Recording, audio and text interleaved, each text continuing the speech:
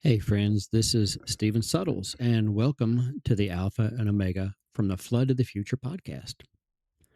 Our goal here is to bridge the gap between ancient biblical foundations and the modern digital landscape by anchoring ourselves in the literal history of Genesis and examining modern technology like AI, biometric infrastructure, and all through a theological lens. We want to equip you with the clarity needed to navigate this rapid tech era. It's time to move faith out of retreat and into active engagement. Before we dive into today's broadcast, if you haven't already, I'd love for you to connect with us online on Facebook and YouTube. Just search for Alpha and Omega from the Flood of the Future and hit follow or subscribe button for all of our latest updates. Also, if you're looking for a new curriculum for your Sunday school, small group, or some sort of an educational class, my two newly released books are now available on Amazon. You can find them by searching What's a Christian to Believe About Creation and the Flood, Volume 2, and Bite Sized, spelled BYTE, Bite Sized Prophecy. I greatly appreciate your support. Now let's get into this week's episode. So imagine sitting in like a busy coffee shop, just swiping through your phone. Yeah, totally normal morning routine. Right. And you have a news app open to the latest geopolitical alerts. So you're seeing live updates from the UN Security Council, breaking notifications about Middle Eastern diplomacy, maybe a headline about some massive shift in global financial markets. Right, the usual heavy stuff. Exactly.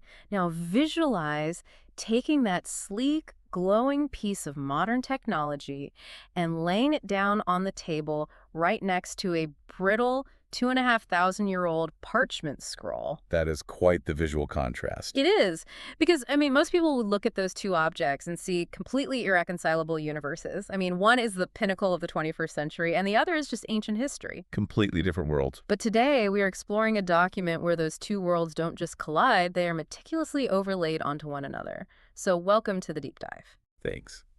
We are looking at a truly remarkable piece of synthesis today. The source document is titled Peace and Safety, and it is actually drawn from a much larger body of work by the author called Alpha and Omega, From the Flood to the Future. Right, which covers a ton of ground. It really does. That collection includes materials from podcasts and books, but today we're looking specifically at a text called Bite-Sized Prophecy. And our mission today is basically to decode this highly specific blueprint, because the author is taking breaking geopolitical news like, specifically recent developments in Gaza, shifts in international diplomacy and global finance, and they're mapping it directly onto ancient biblical prophecies from both the Old and New Testaments. Yeah, it's a very intricate mapping. It is. But to be completely clear with you up front, we are acting purely as your guides to this source material today. We aren't endorsing the theology, we aren't validating the politics, and we certainly aren't taking any sides. Right, we're just analyzing the text. Exactly. Our goal is strictly to help you understand the fascinating way the author of this source connects the modern headlines on your screen to the scriptures on that ancient scroll. And the central premise driving this entire document is that the events unfolding in international diplomacy right now are not just, the usual grinding wheels of politics. Right. They see it as something much bigger. Exactly. In the author's worldview, what we are witnessing is prophecy unfolding in real time. But to understand how they build this argument, we really have to start with the inciting incident. Which takes us back to November 2025. Yes. In November 2025, the United Nations Security Council passed Resolution 2803 with a 13-0 vote, with 2 abstentions. Okay, let's unpack this, because that resolution authorized what they called an International Stabilization Force, or ISF, to operate in Gaza. Right, a major intervention. Yeah, and they specifically designated it as a temporary measure. But then, if you fast forward a bit to January 16th, the White House actually announces the governing body for this force, which they called the Board of Peace, or BOP. And that's where the scale of this really shifted. It really did. They send out invitations to roughly 60 countries to participate in this framework. And Donald Trump explicitly stated on the record that this is not just a localized temporary fix for Gaza. No, he pitched it as a much larger model. Right. He said it's a governing model that could eventually be expanded to resolve conflicts worldwide. So it sounds like setting up a massive high-stakes international homeowners association for a crisis zone. There's a great way to put it, actually. But I have to push back a bit here. Why does the author see this specific temporary diplomatic board as a massive prophetic trigger? I mean, temporary boards happen all the time. Well, what's fascinating here is that the author focuses heavily on the multinational nature and the specific language of this board. This isn't just a bilateral treaty where, two warring nations sit down and draw a line on a map. Right, it's not just a peace treaty. Exactly. It is a structural shift in global authority moving directly toward Jerusalem. The author views that geographical and structural pivot as the exact staging ground required for the biblical events they believe are coming. Okay, but a structural framework is honestly just a piece of paper until you staff it. The real question is who actually sits at the table and pulls the levers. Which brings us to the appointments. Right. On January 16th and 17th, the founding executive board was announced, basically a core steering group. And the author immediately flags the headcount. There are exactly 7 members. And while the text is careful to avoid making wild claims about prophetic numerology, the author does point out that the number 7 is foundational to biblical scripture. Like the 7 days of creation, that kind of thing? Yeah, exactly. It consistently represents completeness or a divine finalized framework in their interpretation. Here's where it gets really interesting, though, because who did they actually put in charge of this thing? The author didn't just see a list of diplomats. They see a very specific prophetic puzzle snapping into place piece by piece. Yeah, the roster is wild. Donald Trump serves as the chairman of the board. And the author views him not just as a ceremonial figurehead, but as the gravitational center of this entire new structure. And then you have Marco Rubio, the U.S. Secretary of State, bringing the full official weight of American foreign policy to the table. Right, but you also have Steve Witkoff, the U.S. Special Envoy to the Middle East. He is the one who actually declared on January 14th that Phase 2 of this stabilization effort was officially underway. Let me stop you there for a second, just because the listener might be wondering what Phase 2 actually implies in this specific context. Sure. Phase 2, in the context of this diplomatic push, moves beyond just the initial cessation of hostilities.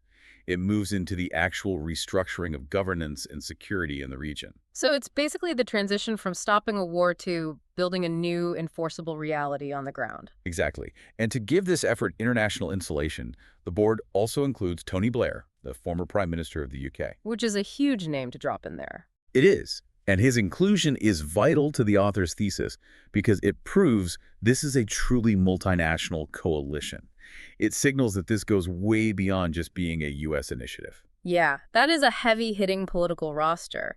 But the inclusion of Jared Kushner is where the author's theory takes a massive leap. Kushner is the architect of the existing Abraham Accords. Right, which is crucial here. Just for those who might not follow Middle Eastern diplomacy super closely, the Abraham Accords were a series of treaties back in 2020 that normalized diplomatic relations between Israel and several Arab states. It totally bypassed the traditional approaches to peace in the region. And the author looks at Kushner's presence on this new board and connects it directly to a very specific verse in the book of Daniel, Daniel 9.27. Okay, Daniel 9.27. This is the absolute linchpin of the author's argument. The prophecy in Daniel states that a central figure will confirm a covenant with many. Confirm it, okay. Right, and the author focuses intensely on the linguistic weight of that specific translation. The scripture does not say this figure will create a brand new covenant out of thin air. Oh, wow. It specifically says they will confirm it. Yes, to strengthen it, to make an existing agreement binding and dominant. Wait, hold on. I have to play the skeptic here. You are telling me this entire prophetic timeline, this massive overlay of geopolitics and scripture, hinges on the translation of one single word. I mean, confirm instead of create. That feels like a massive leap. Does the author really justify hanging the whole theory on that one verb? The author argues that the distinction is everything. Because Kushner's Abraham Accords already exist, and because the initial Gaza peace framework already exists, this newly formed Board of Peace isn't a new creation. Ah, so it's building on what's already there. Exactly. It is the literal mechanism that takes those previous agreements and confirms them into a hard, enforceable global structure. That is wild. To the author, Kushner isn't on this board due to, standard Washington cabinet filling or nepotism. His presence is the literal fulfillment of Daniel 9.27. He is there because the existing covenant requires the original architect to confirm it. That is a staggering way to interpret a political appointment. But up to this point, I mean, the list of names still makes logical sense for a diplomatic board. You have presidents, prime ministers, secretaries of state, and envoys. Right. Traditional statecraft. Yeah, these are politicians. But the final two names on this steering group cause a hard pivot in the author's theory. And honestly, it's the part of the document that I found the most jarring. We are talking about Ajay Banga and Mark Rowan. Right. Ajay Banga is the president of the World Bank, and Mark Rowan is a private equity billionaire, the CEO of Apollo Global Management. Like, what business does the CEO of a private equity firm have on a multinational peace board for a war zone? Neither of these men represents a nation. No, not at all. They don't have armies, they don't have flags, no territorial sovereignty. Their power is purely economic capital. I mean, it's like a corporate takeover of geopolitics. Instead of sending generals to keep the peace, they're sending the bank managers. It really is a massive shift. Yeah. But if we connect this to the bigger picture, the author connects this bizarre reality directly to the book of Revelation. Okay, where in Revelation? Specifically Revelation 17, verses 12 and 13, which speaks of 10 kings which have received no kingdom as yet. Kings without kingdoms. Exactly. The text elaborates that they received power as kings, despite not actually having a kingdom of their own. I have to push back on the math here, though. The prophecy explicitly mentions 10 kings, but we are analyzing a steering group that only has 7 members. Does the author address this discrepancy, or is it more about the type of power rather than the exact head count? It's definitely the latter. The author isn't getting bogged down in an exact head count of this specific steering committee matching the 10 kings right this second. The focus is entirely on the archetype of power being described. Okay, explain that archetype a bit more. Well, think about how sovereign nations actually operate today. They are almost entirely beholden to global capital. Entities like the World Bank or massive private equity firms can withhold or unleash billions of dollars. Right, they can dictate terms to entire countries without ever firing a single bullet. Exactly.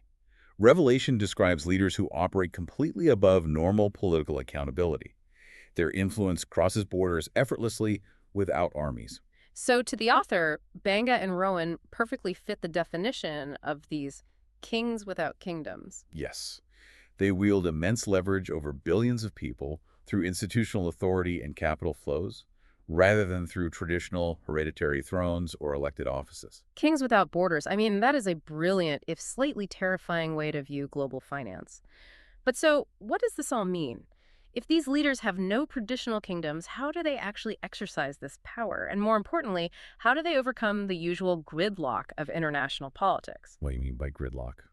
Well, anyone who watches the UN Security Council knows it is usually just an endless theater of bickering, proxy wars, and vetoes. Getting the permanent 5 like the US, UK, France, Russia, and China to agree on anything substantial is nearly impossible. It's notoriously difficult, yeah. The author actually returns to Revelation 17 to explain the mechanics of how this gridlock is broken. The scripture says these kings receive their power for 1 hour. 1 hour, like literally 60 minutes. No, in prophetic terms, 1 hour implies a brief, highly specific, and intense window of time. It's a transitional phase. Oh, wow. And the author connects that directly to the explicitly temporary and interim language of UN Resolution 2803. Yes, that temporary status is the 1 hour window. It is a sudden, concentrated burst of authority granted to fix a massive crisis. That fits perfectly with the temporary mandate for the Gaza force. Exactly. And the scripture also says these kings will have one mind. The author points straight to that November 2025 UN Security Council vote for this. The one that passed 13-0? Right. To see the United States, the UK, and the broader international community suddenly drop their historic animosities and move with one mind to authorize a single board is a shocking departure from the traditional diplomatic bickering you just described. It really is an unnatural diplomatic alignment, and the author views that sudden, shocking alignment as supernatural fulfillment. Yes, they absolutely do.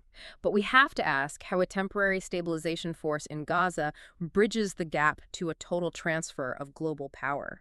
Because the prophecy concludes by saying, these kings will give their power and strength unto the beast. Right, which implies a prominent consolidation. Yeah, that sounds like a total surrender of authority. Well, the author details how they see this 1 hour temporary board as the exact vehicle required to facilitate that final transfer of power. How so?